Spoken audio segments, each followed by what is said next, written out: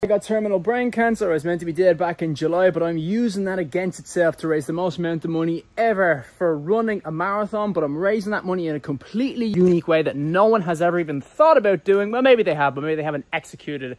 And that is to use social media, to almost flip social media on its head and ask people exclusively to follow and not to donate, so that I'm able to get sponsors, and then the sponsors donate on your behalf. So far I've raised over $600,000 US, and I'm never going to stop. Even after I break the world record for the most money raised for running a marathon, I'm going to move on straight away to most money raised for a charity walk. It's never going to stop.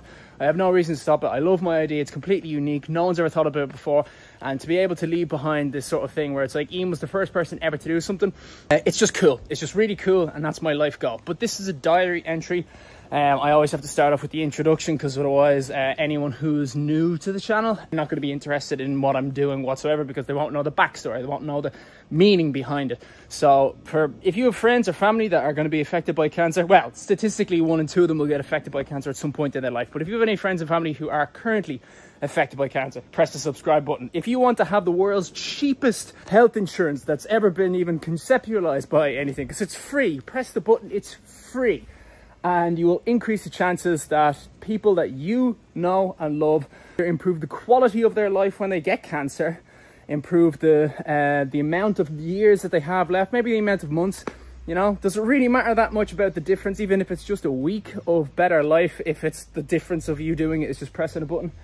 Anyway, so that's all we're asking for. This is a diary entry, and what I'm going to be doing here is I'm just doing a particular workout, just testing how strong I am at the moment, because I'm about to start an extended fast, which is going to last about 10 days, if not more. I'm saying 40 days, but I'm doing something called a reverse subathon, which, if you don't know Twitch, it just means that when people donate to charity, or when people join in and do something involving in the live stream, as I said, we don't take donations, but during a live stream, people do things to interact, and all that money is going to go towards a dog rescue center, but it's also going to go towards cancer research. But because I'm going to be fasting, not eating anything, 0 calories for quite a long period of time, I'm going to test out how strong I am, because your muscles, when you don't use them, they fade away a little bit. Your body is a energy efficiency engine. Constantly it wants to save as much energy as possible. That's why we get bellies. That's why we get fat there. That's storing energy that we're not using, that we have sort of digested. It's like, we're not wasting that. We're not throwing that away. That's going to be useful when we're in the ice age and we're, you know, in a lot of trouble. And so I am going to test my strength now versus my strength at the end of the fast. A lot of people say a lot of bullshit about fasting, where it's like, oh, if you don't eat enough protein in a day, you'll end up going into starvation mode and your body will eat all your muscles. And it's like, yeah, it will. It'll eat up your muscles if you have 0 fat and it has nothing else to do. You will lose muscle if you're not using it. It has nothing to do with like how much you're fasting or your diet or whatever. It goes into something called atrophy. What we're trying to do with the fasting thing is to put our body into a sort of a phase called autophagy. And I know those two words sound similar, probably because they both descend from Greek, and auto is self, and or autophagy, or whatever the pronunciation is, it means eating. So maybe there's some similar thing with that. So it's autophagy means that your body is eating itself, but what that actually means in like actual terms is that the kind of broken down cells that are a bit old and a bit sort of worn out, it will turn those things into energy, into protein, into it basically recycles your body, and it uses the things that are no longer efficient, no longer used really well, and it turns them into stuff that is positive. And the thing that is associated with cancer so much is because cancer almost preys on those cells that are broken down and kind of in poor order. With autophagy, one of the things about extended fasting and the association with it being like good for fighting against cancer, look into this if you have cancer. Do not take my word for this. Look into it. There's loads of different cancers where this is not suitable for. Lymphoma is one off the top of my head. What it does is cancer targets, or it sort of like metastasizes. It kind of grows where cells are like broken down. The DNA is all messed up, and that's where it goes for, kind of like a rust on a, you know, lifting bar. Autophagy, what it's doing is it's coming over and, oh, we have, you know, we don't have the energy to lift the weights today. We don't have the food coming in. Okay, well, let's work on like clearing off the bars. Let's clean everything. Let's, you know, take down the crap. Let's move these, you know, that's what your body is doing. It's recycling everything. It's reusing everything. It's making everything focus well.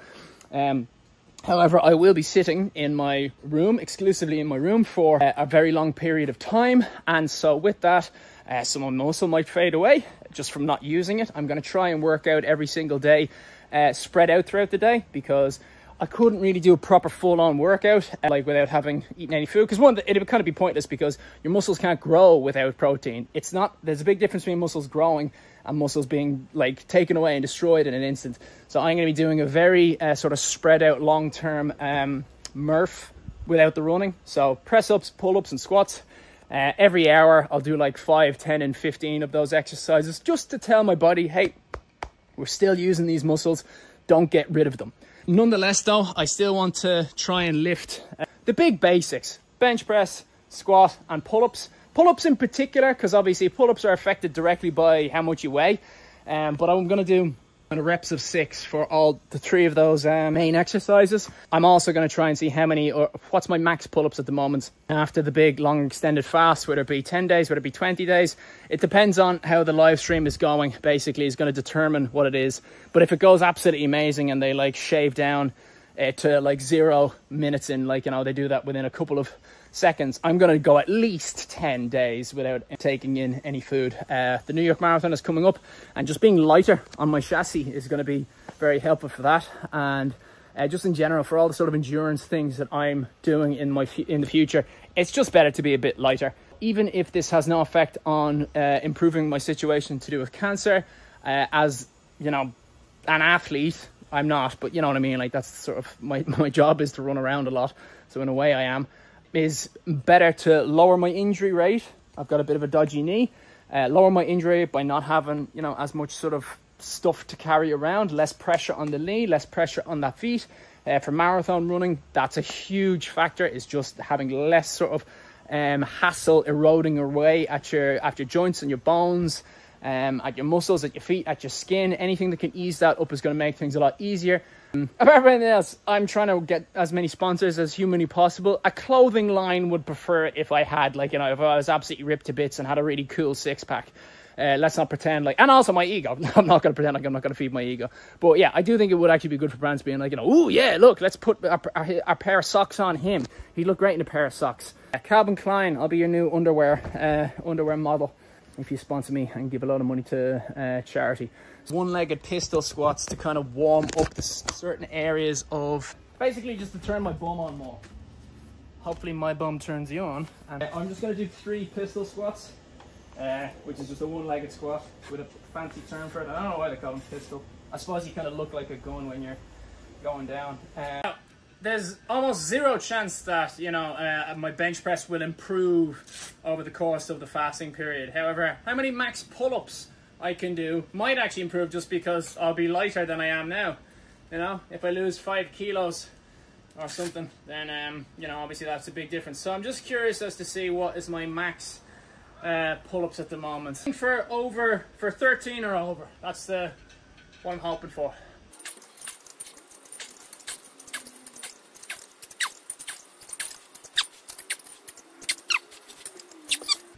$14 and like 14 3/4. All the exercise I'm doing today are in multiples of 6, so I'll do 6 reps of this, but with weight on. I just wanted to test that. 6 repetitions.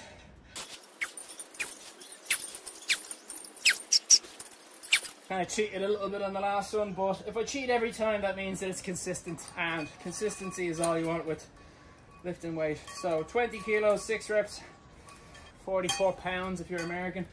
One of the most important things that I always say whenever I'm doing a live stream and I'm doing teaching fitness: never, ever, ever go into the gym with your ego. Leave your ego at the door. Leave your ego in the change rooms. If you want to take mirror selfies afterwards and look at how big your pump is, that's absolutely fine. No problem with that whatsoever.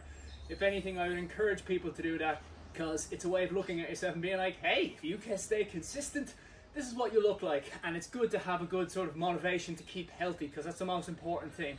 Healthy up here and in here. But never say to yourself, push through, push through, push through when you're in the gym. Seriously, don't do it. Unless it's exactly what you have to do, is, you know, you're doing a bench press to failure and you've got someone there to make sure that you're safe.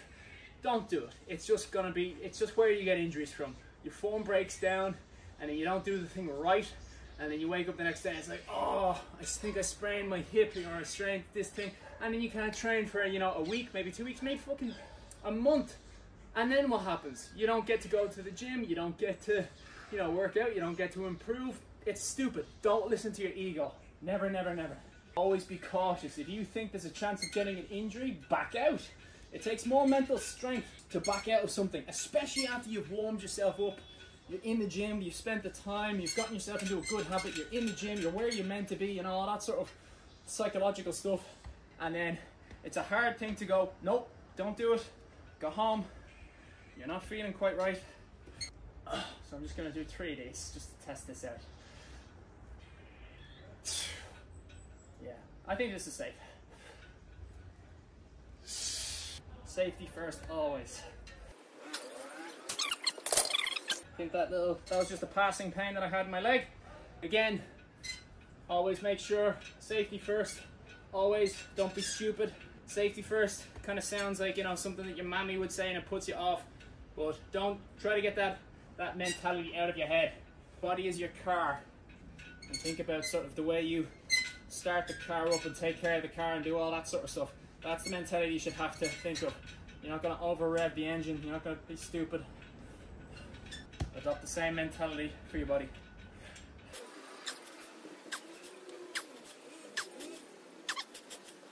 Good, 85 kilos. Quite happy with that. So this one, I'm aiming for 6 reps. 1, 2, 3, 4, 5, 6. I think I could have gone a bit heavier there. Workout done. I gotta go for a walk with the dog. With the dogs, plural. I have 2 dogs now. It's great. And they're the best mates. Oh, they're just the best mates. All they do all day long is just jump all over each other. And then when they're knackered, sleep beside each other. It's just, it's absolutely adorable. New York Marathon. I'm going to be live streaming that from Twitch. So if you want to migrate over onto my Twitch, this was a diary entry. Normally for a diary entry, I go for a walk with the dogs and I answer questions that people have brought up as kind of the subject matter. So it's kind of like an ongoing Q&A for when I don't have something specific that I want to talk about. Obviously today, I'm very specific as to what I want to talk about. I want to talk about the fasting and the reason why I'm doing this workout. But normally when I'm just out for a walk, it's really helpful to have something that you guys want to hear, because that's going to keep you more engaged. That's going to keep you coming back to the channel, regardless of whether you want to help break a charity world record, where it will raise money that will affect you or your friends and family, and therefore you anyway. So yeah, I still want to keep you as entertained as possible, because at some point you're going to be like, here, look, I'm sick of supporting this lad. I'm on YouTube to watch something funny or watch something that I'm entertained by. So yeah, let me know what you want to hear from me and I will adhere. The dude abides. So yeah, and if you want to have a preference to make sure that whatever you're asking questions about will always be answered, so it's not a question of sort of democracy as to which comment gets the most likes or whatever, we have a Patreon account which is extremely helpful just to keep a regular income, so that I'm able to, you know, pay for the rent on time, so that I don't have to worry about any kind of a bill, taxes, all those sort of stuff. It's basically just kind of how I'm able to make a living. So yeah, any kind of sign up to Patreon. I try not to give too much of a big difference because the people who don't donate but they help out, or the people who don't financially support what I'm doing, what we're doing, they help out with the algorithm by, like, you know, loads of comments and likes, and, you know, they subscribe to the channel or they hit the notification buttons for the channel, so they're always there to help the viewership go up, and that makes a massive difference. So I don't like to separate the two people, but if you join the Patreon group, you just get a preference for a priority for the questions and the answers for when I do the diary entries. Again, that is not to say that the people who are asking the questions in the comments and haven't thrown any money, they will still be listened to, but it's just kind of like, we'll listen to the people who are helping out Patreon first. So yeah, thank you all very much. Press those 2 buttons, press those buttons, press the subscribe button right now, and I'll say fuck you to cancer.